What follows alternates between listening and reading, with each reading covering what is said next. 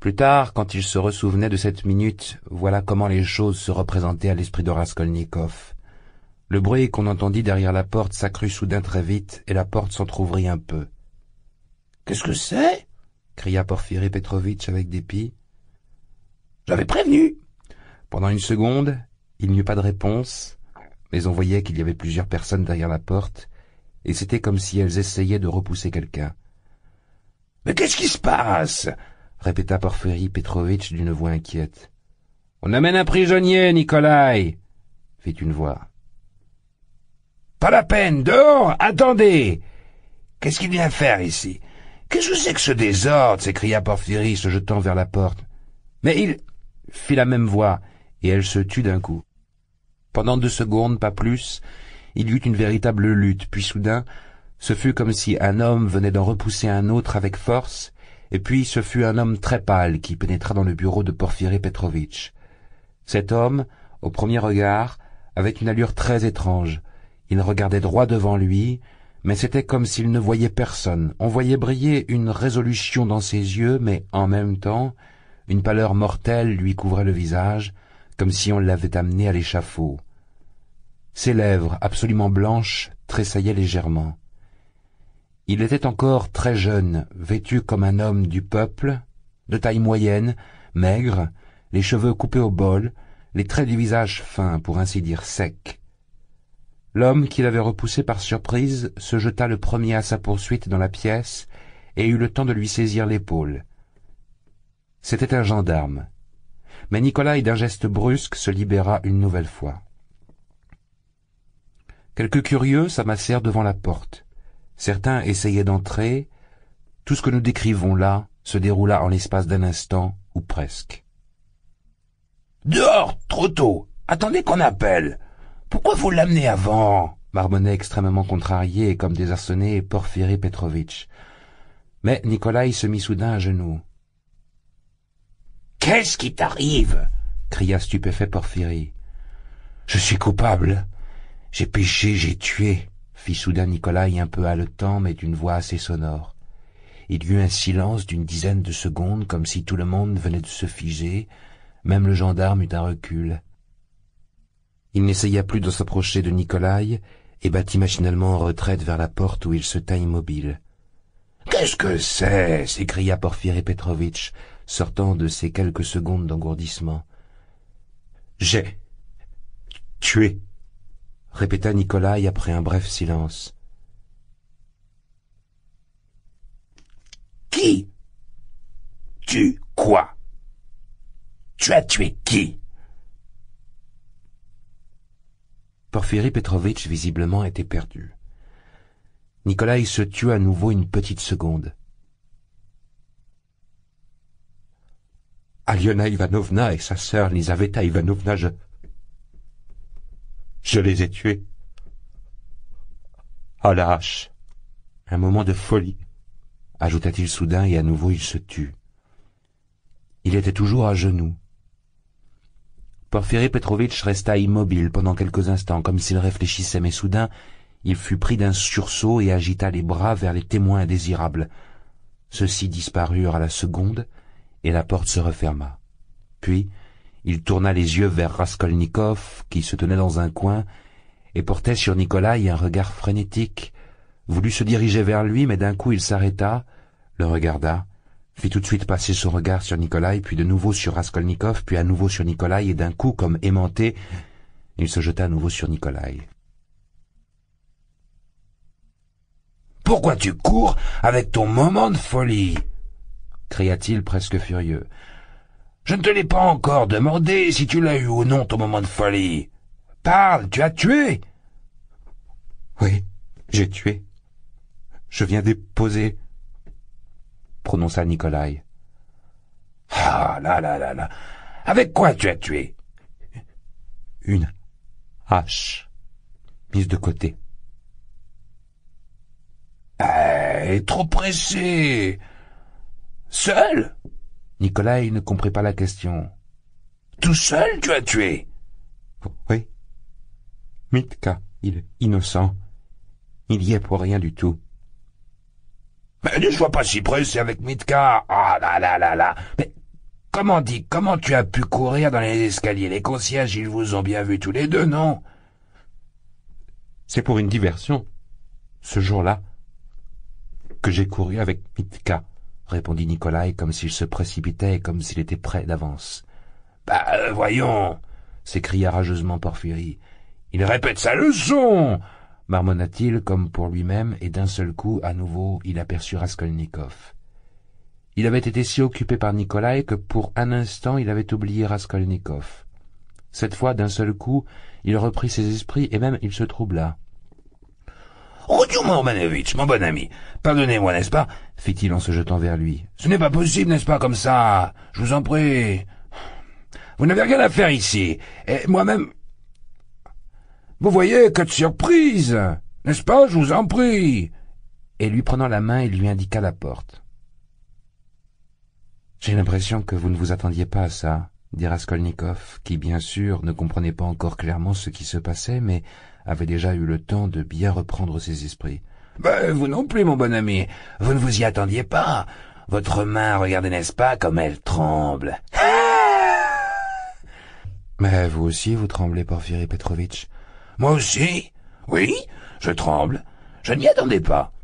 Et il se tenait déjà devant la porte. Porphyri attendait avec impatience que Raskolnikov ressorte. « Votre petite surprise, alors? Vous ne me la montrez pas ?» reprit soudain Raskolnikov. « Il parle, et en même temps, n'est-ce pas, les dents qui jouent, n'est-ce pas, des castagnettes. Vous êtes un ironique, vous. Allez, au revoir. »« À mon avis, adieu. » « Les voix de Dieu, n'est-ce pas, les voix de Dieu, qui les connaît ?» marmonnait Porphyri avec une sorte de sourire déformé. En traversant les bureaux, Raskolnikov remarqua que plein de regards étaient fixés sur lui. Dans l'entrée, au milieu de la foule, il eut le temps de distinguer les deux concierges de cette maison-là, ceux qu'il avait appelés l'autre jour à se rendre au poste. Il était là à attendre quelque chose, mais à peine était-il dans l'escalier qu'il entendit soudain derrière son dos, une nouvelle fois, la voix de Porphyri Petrovitch. Se retournant, il vit que ce dernier le rattrapait tout essoufflé. « Un petit mot, Rodion Romanovitch. Bon, pour tout le reste, ce sera les voix de Dieu, mais quand même, il faudra que je vous interroge en bonne et due forme, n'est-ce pas? Donc, nous nous reverrons?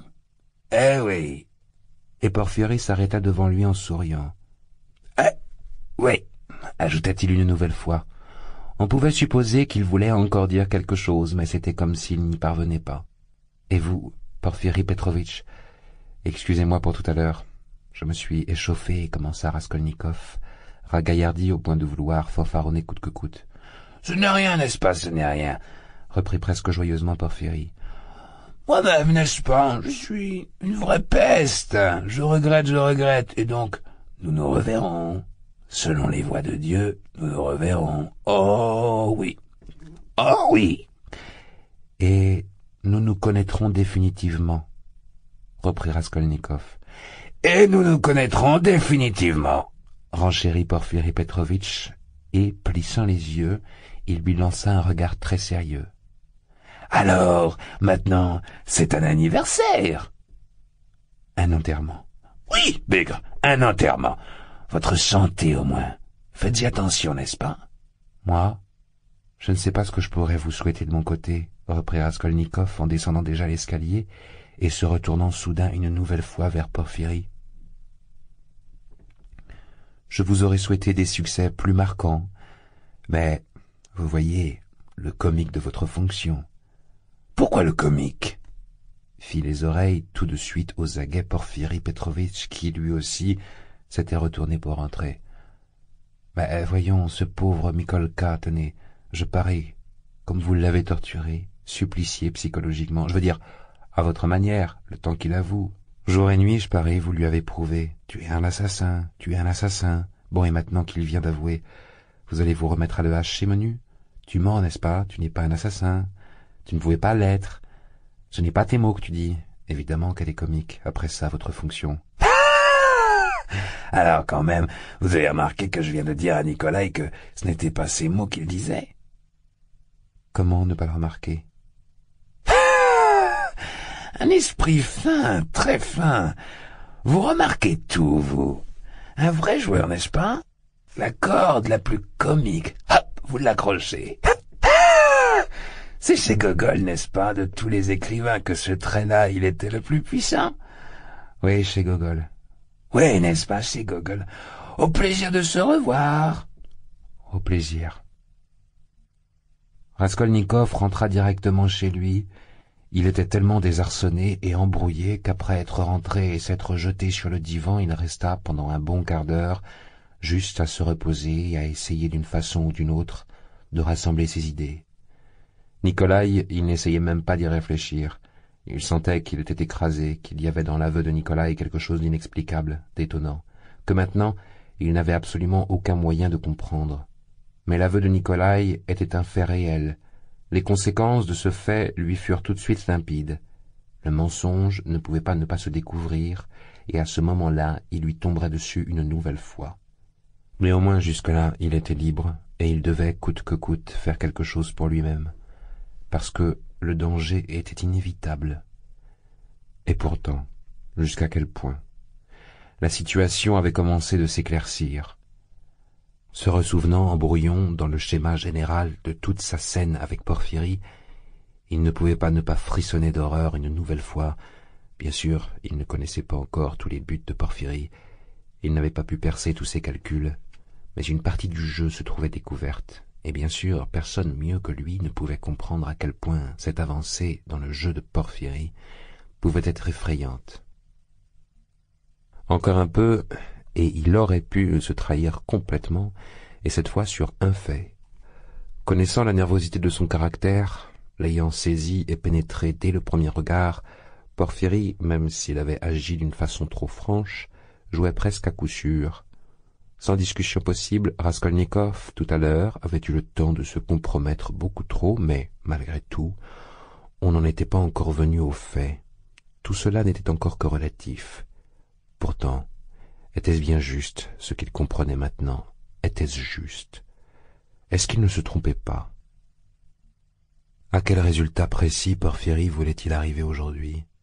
Est-ce que réellement il avait préparé quelque chose? Comment se serait-il quitté aujourd'hui si cette catastrophe inattendue avec Nikolaï n'était pas arrivée?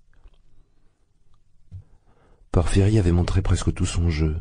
Bien sûr, il avait pris un risque, mais il l'avait montré, et semblait-il toujours à Raskolnikov, si réellement Porphyrie avait eu quelque chose de plus, il l'aurait montré également.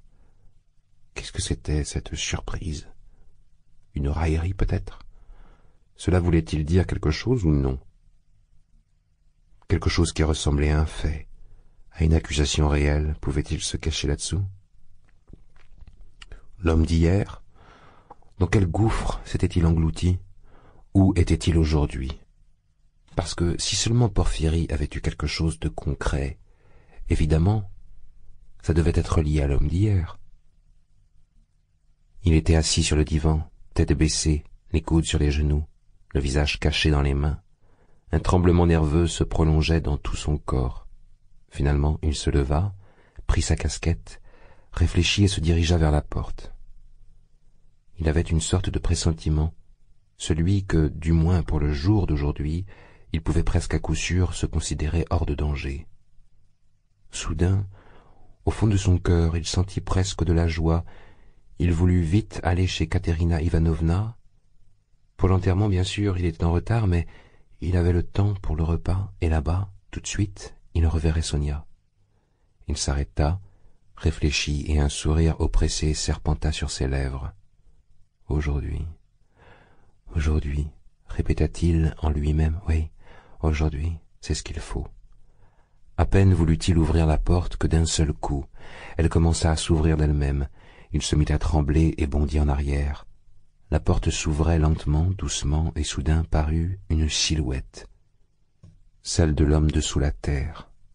L'homme s'arrêta sur le seuil, regarda sans rien dire Raskolnikov et fit un pas dans la pièce. Il était exactement comme la veille, la même silhouette, les mêmes habits, mais on voyait un grand changement dans son visage et son regard. Il avait l'air comme accablé et, après une courte pause, il poussa un profond soupir. Il aurait suffi qu'il se mette une main sur la joue et qu'il penche la tête, il aurait vraiment ressemblé à une paysanne. « Qu'est-ce que vous voulez ?» demanda Raskolnikov, plus mort que vif. L'homme ne dit rien et d'un coup il lui fit un salut profond presque jusqu'à terre. Du moins toucha-t-il le sol avec l'index de la main droite. « Qu'est-ce qui vous arrive ?» s'écria Raskolnikov. « Je suis coupable, » prononça l'homme à voix basse. « Coupable de quoi ?»« De méchantes pensées. » Les deux hommes se regardaient. « La rage qui m'a pris quand vous êtes venu l'autre jour, saoul, si ça se trouve, et que vous disiez au concierge de vous accompagner au poste, et vos questions sur le sang, la rage m'a pris qu'on avait laissé ça comme ça, qu'on vous avait tenu pour un ivrogne, et si forte la rage que le sommeil m'a quitté, et on s'est souvenu de l'adresse hier, on est passé ici, on a demandé. »« Qui est venu ?» l'interrompit Raskolnikov, qui commença tout de suite à se ressouvenir. « Moi, je vais dire, je vous ai offensé. »« Mais vous alors, vous venez de l'autre immeuble ?»« Oui. J'étais avec eux autres, sous la porte cochère, où monsieur s'en souvient plus. C'est là qu'on fait notre métier d'artisan depuis toujours. On est tanneur, artisan, on prend le travail à domicile, et le pire, la rage qui m'a pris. » Et d'un coup, Raskolnikov se souvint clairement de toute la scène 2 jours auparavant sous la porte cochère. Il vit qu'en dehors des concierges, il y avait plusieurs personnes, des hommes et des femmes. Il se souvint d'une voix qui proposait de l'amener directement au commissariat du quartier. Le visage de celui qui parlait, il ne pouvait pas s'en souvenir, et aujourd'hui encore, il ne le reconnaissait pas, mais il se souvenait qu'il lui avait même répondu quelque chose sur le coup, qu'il s'était retourné vers lui. Et donc voilà comment se résolvait toute cette horreur d'hier. Le plus horrible était de penser que réellement, il avait presque failli se perdre, qu'il avait presque fait lui-même sa propre perte pour une circonstance tellement insignifiante. Donc, à part la location de l'appartement et la conversation sur le sang, cet homme ne pouvait rien raconter du tout. Donc Porphyrie non plus. Il n'avait rien, non, rien du tout en dehors de ce délire, pas de moindre fait en dehors de la psychologie, laquelle est à double tranchant, rien du tout de concret. Donc, si aucun autre fait n'apparaît plus, et il ne doit plus en apparaître, ça ne doit plus, eh bien, que pouvait-on lui faire? Comment pouvait-on le démasquer définitivement, quand bien même on l'aurait arrêté? Et donc, Porphyrie, c'est seulement maintenant qu'il avait su pour l'appartement, et jusque-là il ne savait rien. « Et vous avez dit à Porphyrie aujourd'hui que j'étais venu ?» s'écria-t-il sidéré par une idée soudaine. « Porphyrie ? L'inspecteur de police ? Oui, les concierges, ils y sont pas allés, moi si. Aujourd'hui, 1 minute avant vous, j'y étais, et j'ai tout entendu. Comment il vous a torturé. Où, quoi, quand ça? Mais là, derrière la cloison, j'y ai passé tout le temps. Quoi? Parce que c'était vous alors la surprise? Mais comment ça a pu arriver? Mais enfin, quand j'ai vu, commença l'artisan, que les concierges, ils voulaient pas y aller, comme je disais, parce que ils disaient il était tard et que, si ça se trouve encore, ils se mettraient en colère qu'on venait tard. Moi, la rage, elle m'a pris. J'en ai perdu le sommeil, et j'ai voulu savoir, et quand j'ai su hier, aujourd'hui, j'y suis allé. J'arrive la première fois, il n'est pas là. Je reviens 1 heure plus tard, on me reçoit pas, et quand je reviens une 3e fois, là, il fait entrer. Je lui fais mon rapport, tout comme c'était, et lui, il se met à courir dans la pièce, et il se frappe la poitrine à coups de poing. « Qu'est-ce que vous faites avec moi ?» il me dit, espèce de bandit. J'aurais su une histoire pareille, je l'aurais fait amener par les gendarmes. Là, il sort en courant, il appelle quelqu'un, je ne sais pas qui, et il se met à lui parler dans un coin, et puis il revient me voir. Il me pose des questions et il m'engueule. Et il m'en a fait des reproches. Mais moi, je lui avais rapporté tout, et je lui ai dit que vous aviez rien osé me répondre à mes mots que je vous avais dit, et que vous m'aviez pas reconnu. Et là, il se remet à courir, à se taper la poitrine, et à gronder, et il courait comme ça, et quand on vous a annoncé, bon, il me dit, file derrière la cloison, reste tranquille, bouge pas, quoi, que tu puisses entendre. Et il m'apporte une chaise lui-même, et il m'enferme à clé. Peut-être, il me dit que je t'appellerai. Et quand ils ont eu amené Nikolai, là, il m'a fait sortir après vous. Je te convoquerai encore, il me dit, et je te demanderai, et tout, Nikolai, devant toi, il l'a interrogé. Quand il vous a fait sortir, moi aussi il m'a fait sortir, et il s'est mis à interroger Nikolai. L'artisan s'arrêta, et brusquement, il refit un enclin touchant le sol du bout du doigt. « Pardonnez-moi pour ma calomnie et pour ma rage. »« Dieu te pardonnera, répondit Raskolnikov. Et dès qu'il eut prononcé cela, l'artisan s'inclina devant lui, non plus jusqu'à terre, mais jusqu'à la ceinture, se tourna lentement et ressortit de la pièce. Tout est à double tranchant maintenant. Tout est à double tranchant, répétait Raskolnikov, et il sortit de la pièce, plus vif que jamais. Maintenant, on va encore lutter, fit-il, avec un ricanement rageur en descendant l'escalier. Cette rage s'adressait à lui-même. C'est avec mépris et honte qu'il se souvenait de sa lâcheté.